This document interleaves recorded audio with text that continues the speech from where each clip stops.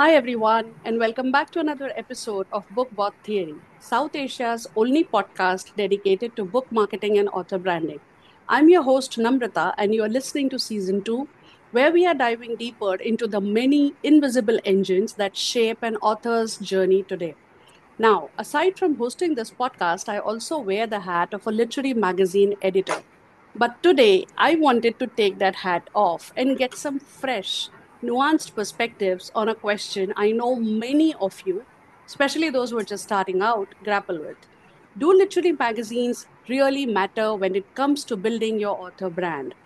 How much weight does a lit mag credit carry in your publishing journey? And with so many lit mags now charging submission fees or offering token payments, how should you, as a writer, navigate this landscape? To unpack all of this and more, I'm joined by two incredible guests who bring both editorial and authorial wisdom to the table.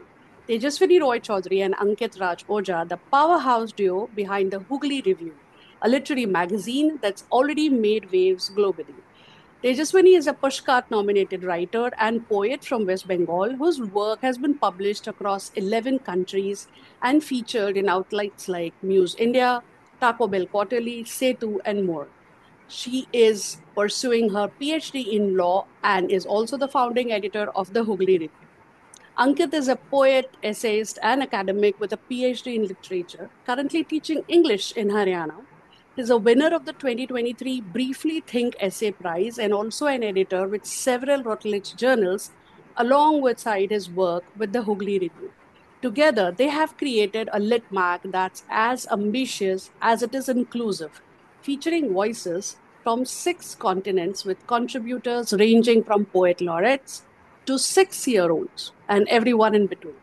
So, in this episode, we'll be talking to them about the real impact lit mags have on author branding, how they shape literary taste, the submission fee debate, and what writers should keep in mind when choosing where to send their work. Let's dive in.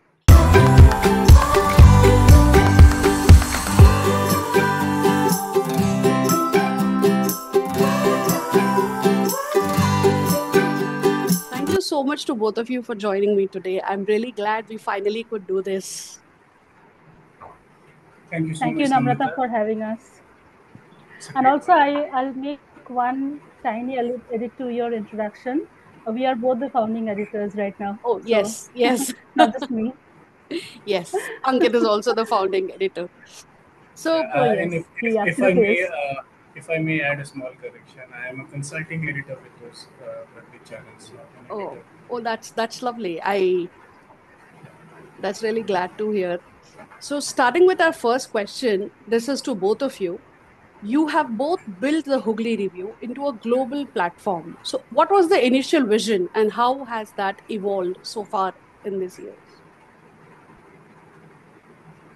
See, initially, well, when I did start the Hooghly Review, in the sense I named the magazine and wrote its, mission statement, and that's all I did before Ankit joined.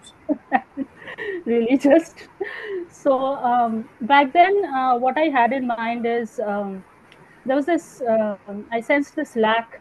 I had already started publishing in literary magazines by then, so I sensed this certain lack, and I thought, how about we just start. I just start a platform. I did not really, being very candid, I thought I would build it up as I go, because, like I said, I only did write I came up with the name and I wrote the, I opened the Twitter account.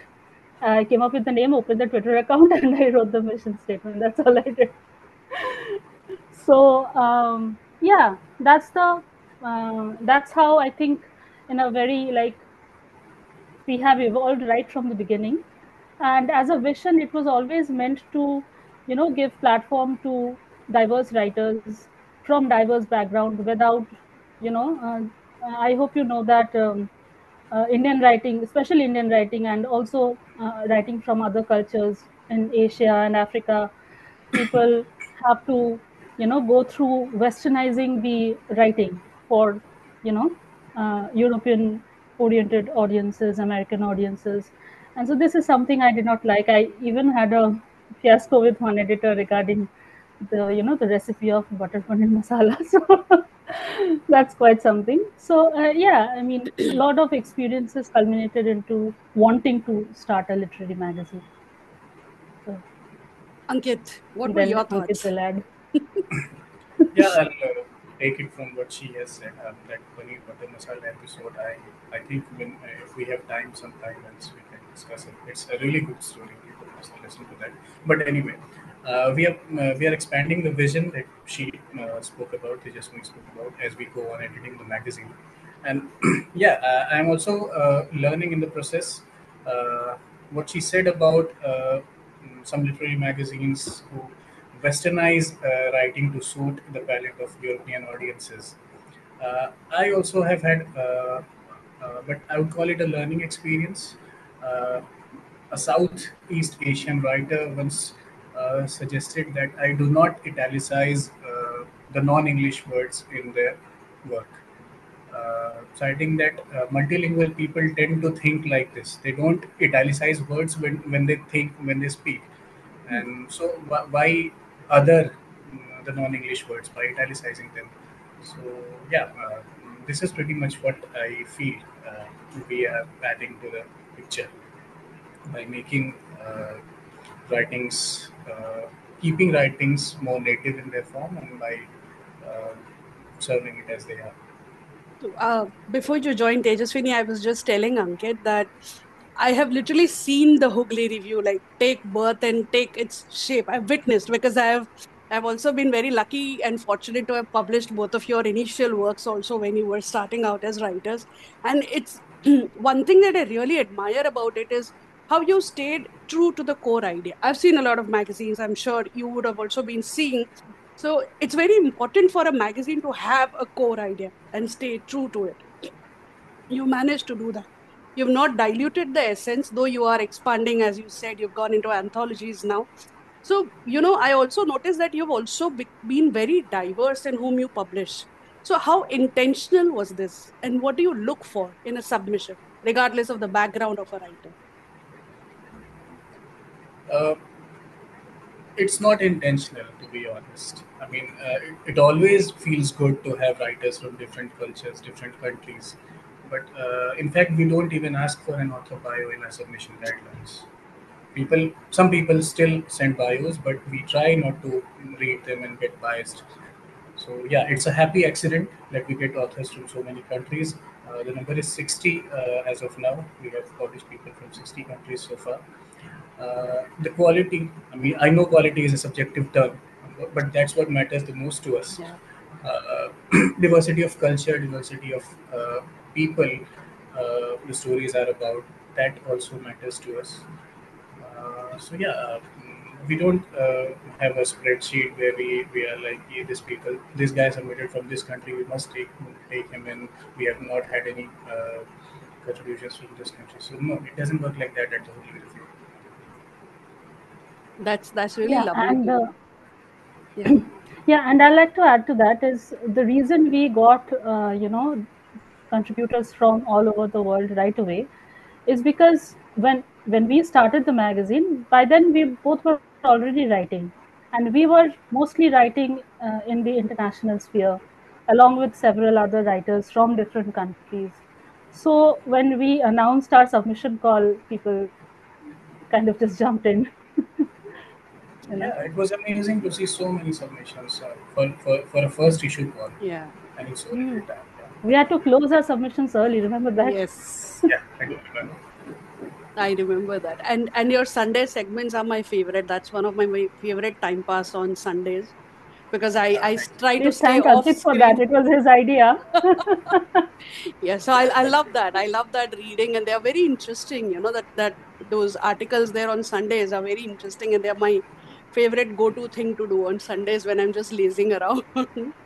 So, Tejaswini, this question is specifically for you. So, as someone whose own Okay. writing has appeared in 11 countries and who's been nominated for a Pushkar, how did having this lit mag, this lit mag publishing, and of course creating your own later shape your author identity early on?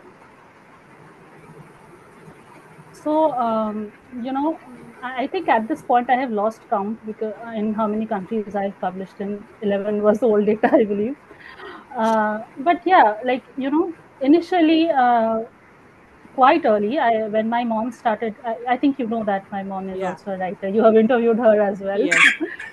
So when she started writing in Bengali, I thought, why not uh, start writing in English? And initially, I self-published my work because I was very scared to reach out to editors. Like, what will they say? What if they reject my work? I remember the first time I submitted, that was, I think, 2021 January. That got rejected, and I was so scared. I did not write anything, another line for the next 6 months. And then I wrote something again, and eventually, for the first time, I got published in the Indian periodical, which right now it's closed, I think. So sending your work out to editors, that gives you an experience. In fact, my work in Kitab was also one of my earliest writings Yeah. in 2021, right?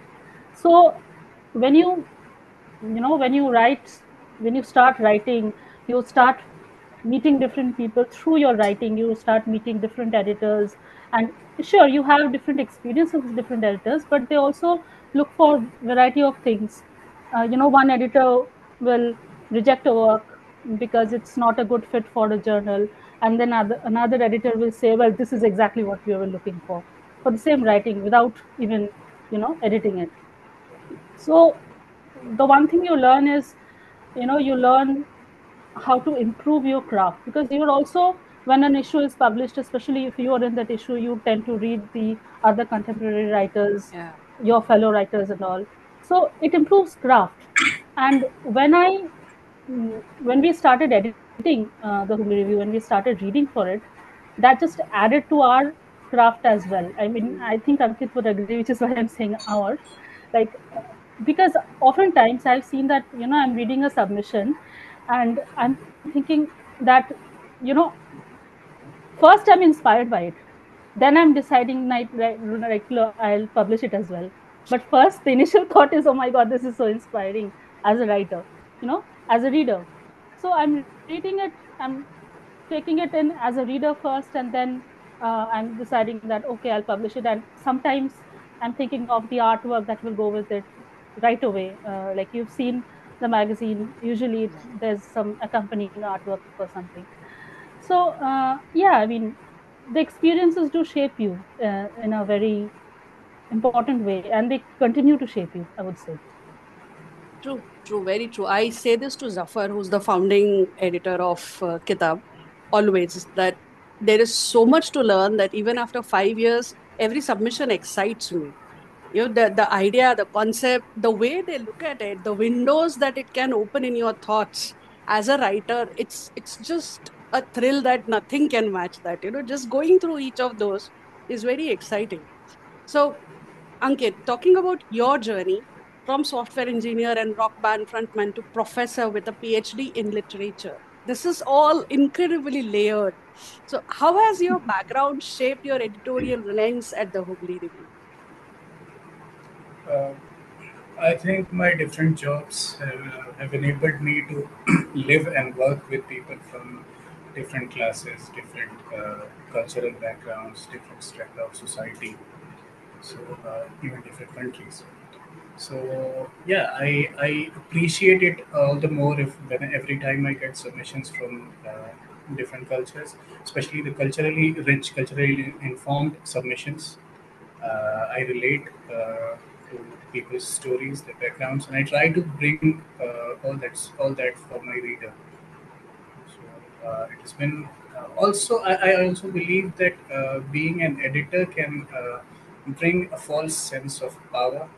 I tried not to fall in that trap uh, because I mean every time I think of the things I have been through, the things I have lived with, it humbles me. And yeah, editors should stay humble, I think.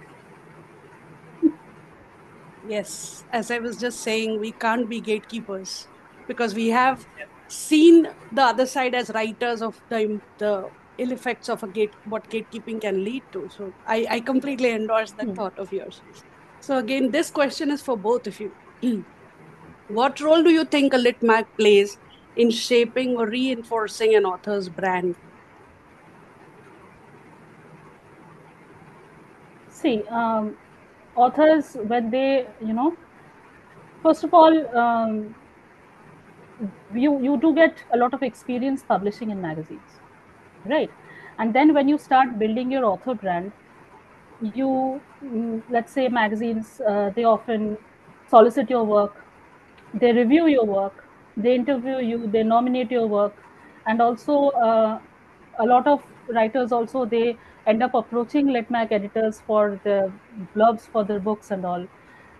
So yeah, I mean, if you are intentional about building your brand through literary magazines, because I know that not all authors will take this route, or in many cases, when it comes to the larger base of readers, maybe a lot of the times readers, they don't really pay attention to how the author has built their brand or anything. But personally, it does help you getting connected within the industry, just spreading yourself within the industry and getting connected to different people across the globe. That really helps, because I don't think readers really uh, concern themselves about where, in which magazine a writer, unless of course they are subscribers to some commercial magazine or something, or they read a magazine they like. Unless and until that's the case, readers usually, and I'm speaking from the perspective of a reader, right? So we don't really pay attention to that. But as a writer, you do need to network, you need to connect with different people, you need to sort of sell yourself, because we are living in this era after all. So yeah, and I think being published in different literary magazines, especially the ones which are very well established ones, that does help you in getting yourself out there known. True. Ankit, would you like to add something to this? Not much. I think she has covered pretty much everything I wanted to say. Sure. So, how much of what you publish is driven by what's timely, and how much is guided by timeless quality? We publish both works. I mean, we do publish timeless stories, classically inspired stories, and poems, also plays. We also publish timely content, but not necessarily in a timely manner. What I mean to say is that we get submissions based on contemporary events, but many times we are not able to commit to an early publication date. I mean, we have to publish what we have to publish only on the scheduled dates whenever a new issue is due or a weekly features edition is due. So we have in fact remedied that in case of reviews. We used to get book reviews, but we had trouble scheduling them early. So we created an entirely new section. We call it the ASAP corner. So right now we publish reviews as soon as we get them. And So not just that's book the reviews, only, yeah, all book sorts of reviews. things. Yeah, film reviews, music reviews, video Oh, I, games. I definitely plan to submit to you. So I've recently started writing movie reviews after doing a workshop on cinema appreciation, and I definitely want to submit one to you. I want to see where I stand as a movie critic now after writing on books. So yes, I hope to hear soon. We'd love to see. So coming to We the look next. forward. Oh yes, thank you. That's the encouragement, because I'm still very nervous about putting my work out there in terms of movie reviews. So far, all these years, they've just been notes in my diaries. So yes, Your background, if I may interrupt, your no, that's background looks like the Criterion Collection room. oh, that's a wallpaper. That's not the real I place. know I know it's a wallpaper, but it does make you look like a serious movie critic. Oh, thank you. So that's the paper wallpaper I use for my podcast, which is on book to screen adaptations. So Oh, that's where I Okay. talk about cinema. I talk about books, and then I review whether the cinema adaptation did justice to the book. So that's the idea. So I'm glad that it actually makes that idea. That's the whole thing that I had in mind when I chose this one. Okay, so this is something that I've read on your Instagram in a lot of AMAs, and you've been very verbal about this, is the ongoing debate about lit mags charging submission fees. So some say it helps keep the lights on, others argue it's gatekeeping. What are your thoughts on this? And of course, has have you ever considered this model? Why or why not? see, we have not, first of all, we have not considered this model as of yet. Mm-hmm. And one reason is we are not in the model where we pay writers, right? Right. So what are we going to do with the money? Sure, you can say that, well, you can pay for the website and all, but I think we manage that just fine for now, at least. So as for taking submission fees, it has like I know a lot of magazines also collect on the basis of, let's say, expedited submissions or editorial feedback, stuff like that. And you could say that, well, you could have considered these things. And the simple reason is there are certain logistical issues where our careers are concerned. So we don't stray there. That's all. But how do you But look at it the as a rest, practice? Yeah. Yeah, huh? personally, I have nothing against clickbanks charging fees as long as they pay writers or do something that shows that they are, making fair use of the money. Another reason I don't like to charge submissions at the Hookly reviews because I hate paperwork and I would hate extra paperwork, taxes and all. This is a very honest reason I would think of. Keep it simple. We don't Agree. pay, we don't charge. Agree. No, Tejaswini, I was just asking, what are your thoughts on this practice as a whole, as by the industry, by other literati Right. who charge?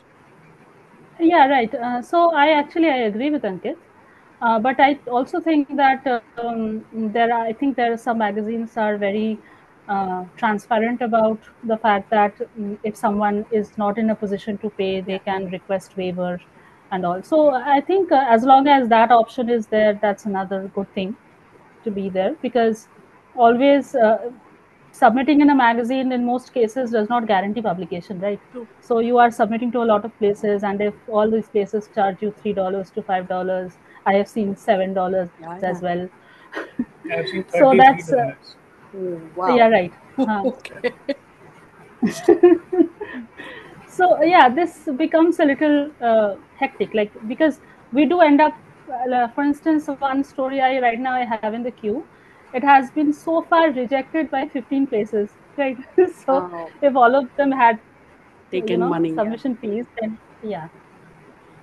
No, I completely agree. And I always tell writers also that please evaluate as per the value of what you're getting. What if you're getting a feedback, a detailed feedback, even after rejection, and you really like that person's work, you feel that their feedback could help you grow as a writer, you should all pay for it. You should not worry because you're valuing that person's time. They're taking that much effort to Hmm. sit and make those notes for you to tell you where you were wrong. And I have done that in the past. I have like got feedback from Hanif Qureshi on one of my stories where I had to pay, but we respected his time. That's why we were paying for his time, and that feedback helped me see that story in a very different light. So I guess that also matters. That what are you getting back in exchange of Yes. Huh. that Yeah, yeah. payment Even also. even in case of a rejection, you get Yeah, something. yeah. Even in case of a rejection, absolutely, I agree. Absolutely. Yeah. Moving to our next question: what advice would you give writers looking to get published in respected lit mags beyond just read the magazine?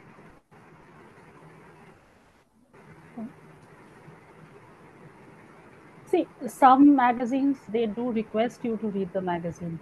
In their submission guidelines, they do say that please read our magazine to get a feel of the sort Yeah. of work we publish.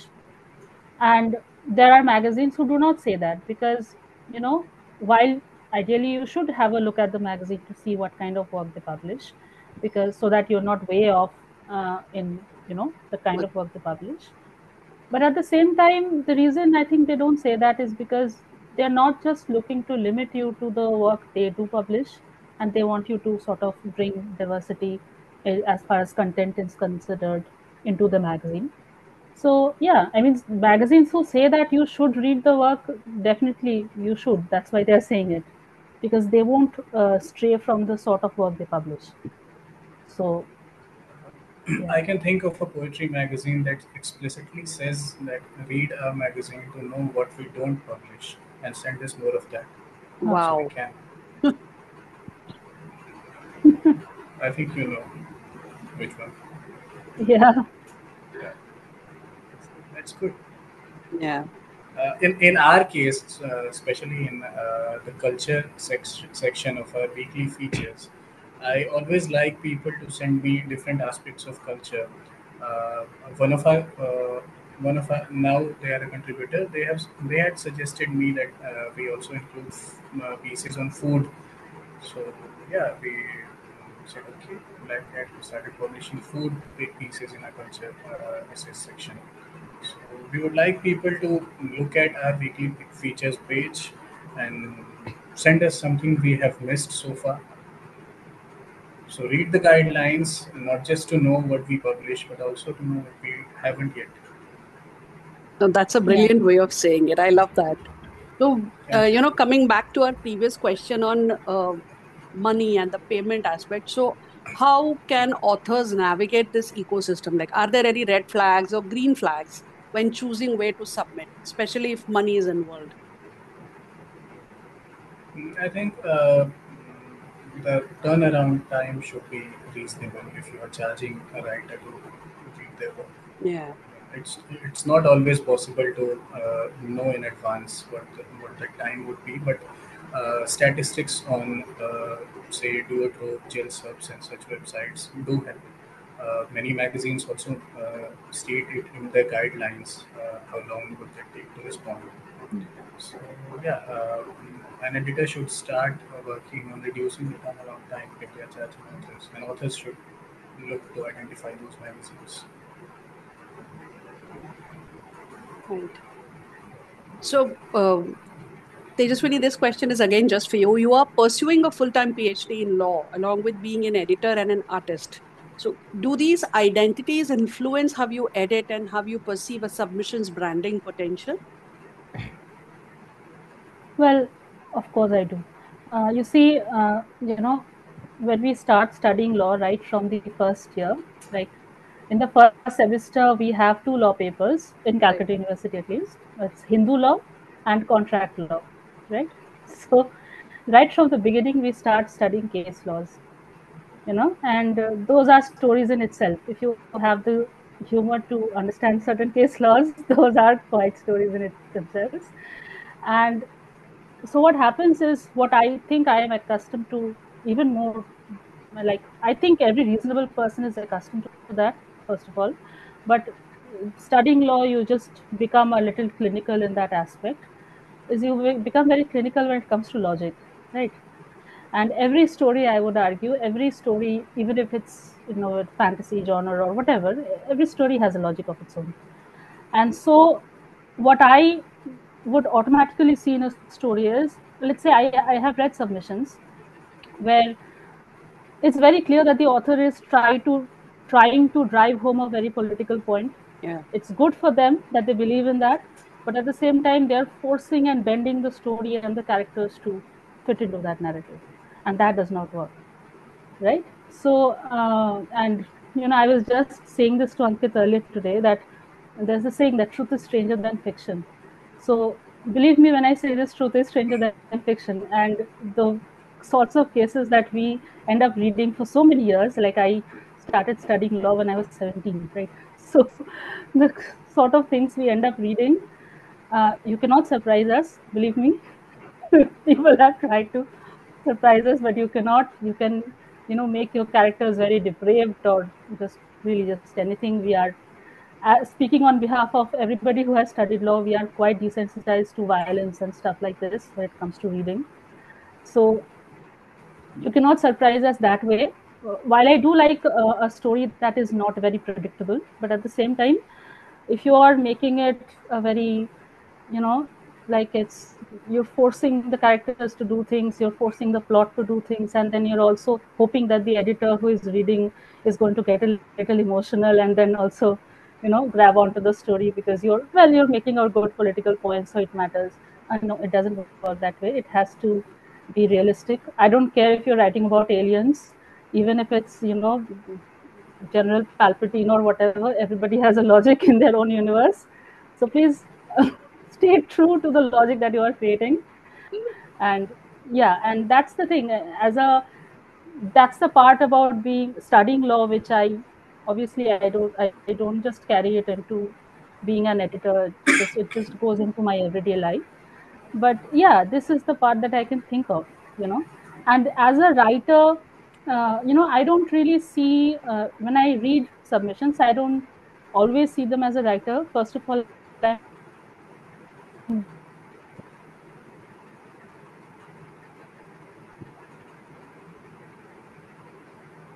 Did we as just a reader lose? Yeah. because I do love reading stories. Can you guys hear me? Because I Yeah, tried. yeah, yeah. I like, Can you know? yeah, I like stories, and I just repeated that, right? So anyway, so when I'm reading them, I do read them as a reader, and that helps, I think, trying to assess what kind of story I am reading. So yeah, I don't. I'm not reading it as a writer. I'm not thinking that if I had written this, I would have written it in a different way. If I have to edit, if I have to help with developmental editing, which sometimes I have done that, in that case, maybe I will give the input. But usually, and as an artist, that only helps when I'm making the layout of the magazine. Otherwise, yeah. But there even Ankit helps. So, he once described himself as someone who is very good at picking out saris in a sari store. You give him different options and he will show you which one he likes and which one he doesn't. I was really close to my grandmother, who is no more, and yeah, I used to accompany her to every place usually goes. So that's where it comes from, being But he's being very a good at nagging that. auntie. You give him different choices and he'll pick out just the right one. You know what you just shared actually reminds me of a very funny incident. So I was visiting my parents long after my graduation. I met a school friend who had eventually become a lawyer, and we went into an argument about the truth versus the fiction. So I was like, what I do is a more difficult job. What you do is like you already have the details. You just have to write it, right? You're not cooking anything. I am the one who's cooking the broth here. So we spent the next 4 days over WhatsApp because I left the city eventually after a 2 day short visit, where he finally convinced me that yes, truth is stranger than fiction, and that it is more difficult to make a valid argument from what you have and the kind of stories you have. I can't even imagine. He just shared one or two, and that too from the ones that had already been there in history on the links on the internet, and mind was just simply blown. I completely agree with what you're saying on that fact. So, Ankit, you're also Yeah. associated with Routledge journals, as you shared. So, what editorial differences stand out between academic publishing and Litmac publishing, and how might authors use both to their advantage? I think the primary purpose of an academic article is to inform, to educate, and the purpose of a creative piece is mainly to entertain. So any entertainment value, any such value in an academic piece, and anything that informs by way of a creative writing, these I would call happy accidents. So as a writer, I try to bring literariness to my academic articles. In fact, one of my examiners during my PhD said this about my PhD thesis, that his being a poet shows in his even in his research, academic research, and I find this one of the most readable theses in recent times that I have come across. So I really like that feedback. And about creative writing, I would say that it doesn't demand evidences to back your claims the way Yeah. academic writing does. Mm. You have to cite everything. You have to provide evidences about everything you claim. So it is very easy often for creative writers to push their ideologies, their agenda in their stories, their poems, because they don't have to cite facts. They often appeal to the reader's emotions to True. drive home their point home. So personally, I would say that I like to state facts, stay true to how things are, even in creative writing. And even if I am trying to peddle my ideology, which I often don't, uh, I don't have an ideology actually. So Yeah, writers should take care to provide evidence, even if it is through a fictionalized way. Yeah, you are a writer. I mean, find something to back your facts, even if you're telling a story. Because, like Tejaswini said, she can spot these deliberate attempts. I mean, she has read and seen so many Mm. things, and most editors have. So yeah, this is the difference I have felt between the academic writing and creative writing, and also the editing roles. Oh, right. So, are there any common pitfalls or submission mistakes that makes you instantly pass on a piece, even if the writing is strong? Well, we do have a certain hard guidelines, as in, this is the kind of work we don't publish. Please don't do this. So sometimes writers completely ignore that, and that's when we have to very politely decline. But yeah, I Same, think it's that a usually happens more in the weekly features, maybe. Mhm, it does. And one of the most common mistakes I see is that I read a story, I really like it, and I accidentally Google the name of the story and I find it already published online. So I can't help not accepting it, Mm. even though I love the story. True. So, this is a question which is coming from a very personal place here. It's not on the list. I want to know, how do you handle critical feedback as editors? I get a lot of them. I'm sure everyone does. And I just got one yesterday and it shook me like I don't know what to say. So I made a rant video out of it. That please don't abuse editors. We are by sending a rejection, it's not we are saying we hate you or that you should not be writing. There are many reasons for that, and we are still cheering for you. So how do you deal with it? First, Have we we been try to abused for identify. Please go ahead. Ankit? Have we ever been abused for rejecting someone? Because I don't think so.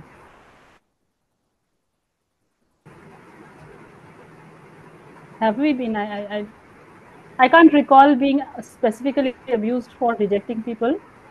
But oh, right, during murals issue, remember that girl? Um, Yeah.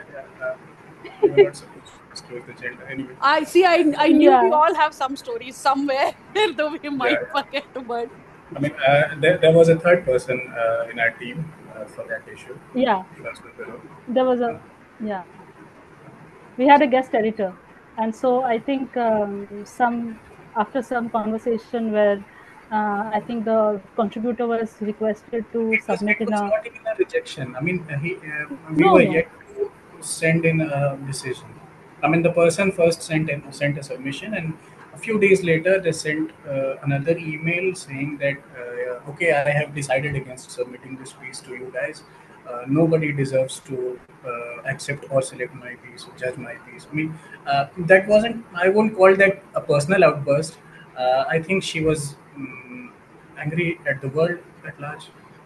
same. I agree that you know Yeah. you are in a bad mood, you have a bad day, and then you see a rejection, so that just adds to that anger, that that even here it's not personal. Of course, it's not personal against us also, but yes, on the Yeah. internet I do keep reading a lot of people who keep saying that they either get very mm, angry mails. I remember one magazine which was a purely women led magazine which was getting a lot of unsolicited pictures uh, from somebody whom they had rejected, and they knew that the entire team oh is a my god. purely women's team, and so they kept sending terrible pictures, and I don't know what was happening. So I just thought if you had any tips on how to deal with such things for editors. If I can see a scope to learn something out of the bad experience, something that improves the magazine, I take it. Well, my We do go-to get thing would suggestions be, also. yeah. So what Ankit said, he's a very nice guy. You should every time you hear Yeah. about what he's saying, you will realize that he's a very polite guy and all. So my go-to thing is I try to handle the situation the best way possible, and then when I can't, um, that the person in question got threatened by me that if you send another email, I'm going to publish everything you're sending, and I'll also reach out to everybody, everywhere you studied, everywhere you worked, and everything. And that really shut that person up. Oh wow, okay. So my go-to method to stop everything would be just, bring out all the guns, because if I get angry, I get angry. The most common one I always get is that why is kitab, the name which is a Hindi or an Urdu word, publishes only in English. So I get a lot of submissions which are in Hindi or Urdu, and when I say no, they're like, तो नाम क्यों रखा है? नाम बदलो पहले तुम अपना, ये नाम क्यों रखा है तुमने? That's the reaction. You're making a joke of me like this. ऐसा होने, they get very angry on that, but yeah, like what can you do? So this brings us to the last question. So what do you hope the Hooghly Review contributes to the larger conversation around literature and authorship today? First thing that comes to my mind is we hope to turn readers into writers. Amazing. I love that. Because growing up as a child in a small town in Bihar, I did not have access to many magazines, books. So I have published a story about how I read the Harry Potter series and the Lord of the Rings. I mean, that's something else. So my experience was I had to collect every penny and do everything, even difficult things to get the book I wanted to read. So every time we receive an email from somebody in some remote part of India that we love your magazine, we read it all the time, and your reading a magazine gave us the idea that we should write something and try to get published with you guys. So it feels like a personal honor that somebody read my magazine and decided to be a writer. So this is what we have achieved. Uh, Another thing is to give a platform to diverse creatives. The diversity can be cultural, can be of age. We have published a 6-year-old boy. We have also published writers in their 80s, I think, ex-felons, and there are so many different kinds of people we have published. Tejaswini would like to take it from here. Yeah, so we have also, published creators who are not just writers. For example, right now in the weekly features, there's the photo essay about different areas of Japan uh, going on. And then also we have published exclusively people who write just plays, our scripts, and their work has been in Broadway and stuff. So they don't really write stories and poetry, but they do write those things, and they would like to like more readers to read it. So yeah, we do publish different kinds of people, and we hope to keep doing that. We hope to make this into a platform where different kinds of people from different backgrounds can share their experiences. I mean, there's that part in our mission statement where we do say that we don't want anybody to feel excluded, or you know so people don't feel alone, because even if as a part of a community you can still feel alone, because maybe you don't agree with something or whatever. So yeah, I mean, there are different kinds of writing which generally don't really find space in literary magazines as such, because they're also, maybe they are looking for a certain kind of work, or maybe they're looking for something that is more relatable in terms of contemporary political discourses. So yeah, we do not fit, and we don't chase hype. I think that's what Ankit was saying earlier today, that we don't do that. If it's hyped, it's hyped. That's not for us. We do And hope to publish. we try to include voices from everywhere in the ideological spectrum, as long as it is not hateful. Yeah. Wow, that's very interesting to hear. So, and that brings us to the end of this episode of Bookbot Theory. I hope this conversation gave you deeper insights into the evolving role of literary magazines, not just as publishing platforms, but as key players in shaping an author's public and creative identity. A huge thank you to Tejaswini and Ankit for bringing their editorial experiences and sharp perspectives to the table. If you haven't checked out the Hooghly Review yet, please do. It's not just a lit mag, it's a vibrant literary ecosystem. I'll be sharing the link in the description of this video. And as always, remember, there is no one size fits all in author branding. Some writers build their platforms through books alone, others do this through blogs, podcasts, essays, lit mags, or a mix of it all.